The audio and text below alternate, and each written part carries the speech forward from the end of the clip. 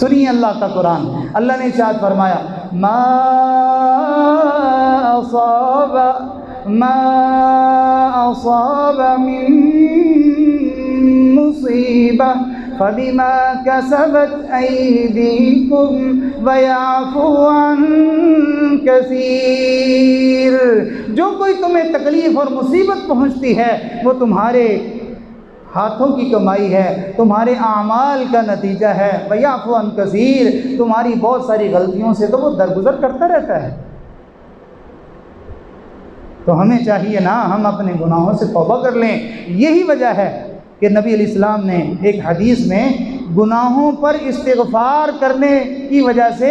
3 انعامات کا وعدہ فرمایا۔ آپ انعامات سنیں گے آپ حیران ہو جائیں گے۔ نبی علیہ السلام نے ارشاد فرمایا جو آدمی من لزم الاستغفار، جو بندہ استغفار کو لازم پکڑ لے، جیسے کہتے ہیں نا کوئی بندہ بہت ہی زیادہ کسی کا کام میں لگا رہے تو کہتے ہیں یار یہ تو اس کے ساتھ چمٹا ہی رہتا ہے، جان ہی نہیں چھوڑتا، تو نبی علیہ السلام نے ارشاد فرمایا من لزم الاستغفار، جو استغفار کو چمٹا رہے، بار بار پڑھتا رہے، کثرت سے پڑھے، میرے آقا نے ارشاد فرمایا اللہ اس کو 3 انعام عطا فرمائیں گے۔ پہلا انعام سنیے ذرا، عجیب انعام ہے، ارشاد فرمایا جعل اللہ لہ من کل ہم فرجا، اللہ ساری پریشانیاں دور کر دے گا۔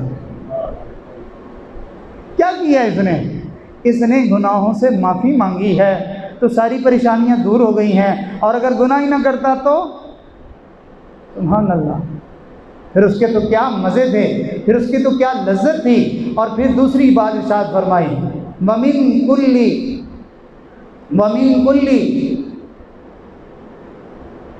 كُلِّ ضِيقٍ مَخْرَجًا،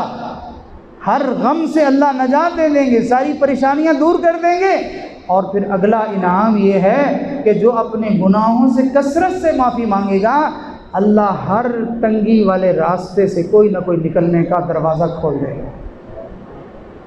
اس کے دشمن، اس کے حاسد، اس کے مخالفین، اس کا برا چاہنے والے جیسے کیسے اس کو جکڑنے کی، اس کو باندھنے کی، اس کو ذلیل کرنے کی کوشش کریں گے کہ اب تو یہ برباد ہو ہی جائے گا، اللہ کوئی نہ کوئی راستہ بنا دے۔